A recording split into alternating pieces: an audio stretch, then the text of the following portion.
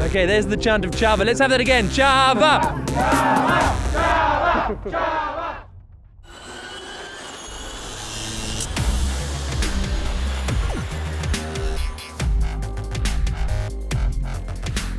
It's round 5 of the FIA Formula E Championship, and we're here in Mexico City for it at the wonderful, sunny Autodromo Hermanos Rodriguez. And we're going to have a little wander around the track, see if we can find any drivers who are out this morning doing their track walk. One interesting point is that the Formula E start will be right here, where this line is by those lights, where the F1 start is a little bit further forward. That's because the first corner here is closer than in Formula 1. So as a result, we've moved the start line just a little bit. Let's head down towards that turn 1 chicane and see what we can find out. And so this is the first chicane. As you see, they'll come from the start line down here into what will be a very tight chicane, basically, at turn 1. And then they head out through the long right-hander at turn 3 that's part of the old oval here. They're still making a few last-minute adjustments to the circuit. And this behind us as well is the pit exit. And it's incredibly tight, the pit exit. I'm sure there's some drivers just around turn 3. Let's go see if we can find any of them. Bruno Senna from the Mahindra team. Halfway around the track. Yeah, exactly. What do you make of it?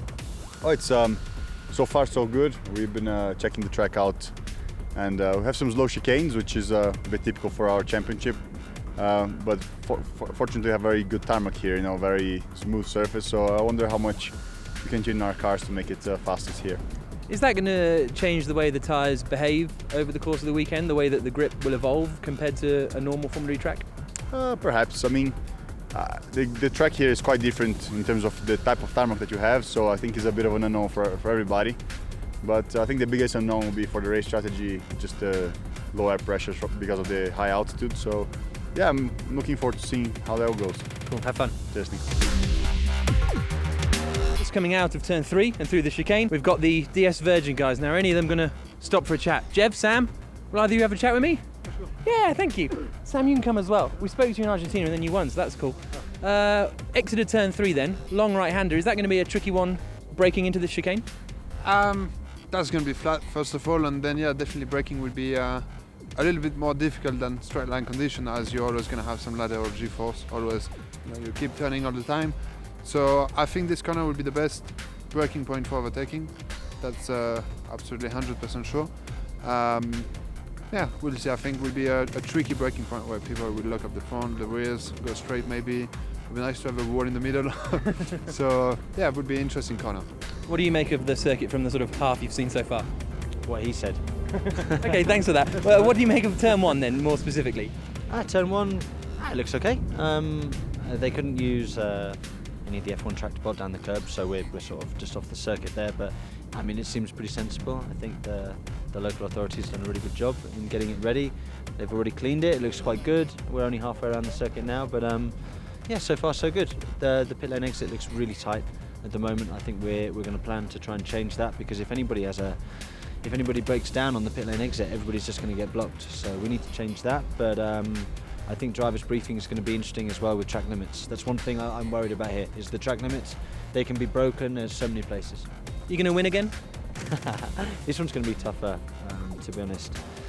Our car is not functioning at its optimum in the slow speed corners in comparison to high speed corners, and this is a slow speed corner track. So I mean, the aim is obviously to get on the podium and try and score some big points, and if I can, close the gap to Seb and Lucas, but points. Have a good one. Cheers, guys.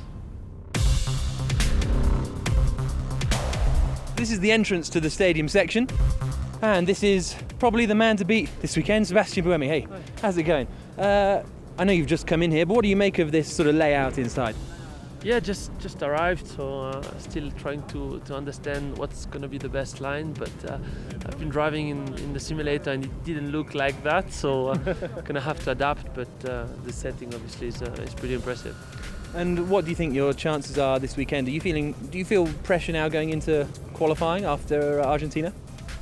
To be honest, yes and no. You know, in Argentina before I spun, we had a big margin already, so I just need to try to make sure we finish the lap. I think our car is probably the quickest car out there, but I think it's maybe one of the most difficult cars to drive as well. So it's just you know, compromise you have to find, but I'm quite confident we can fight again for good result. Cool, have a good weekend. Thank you.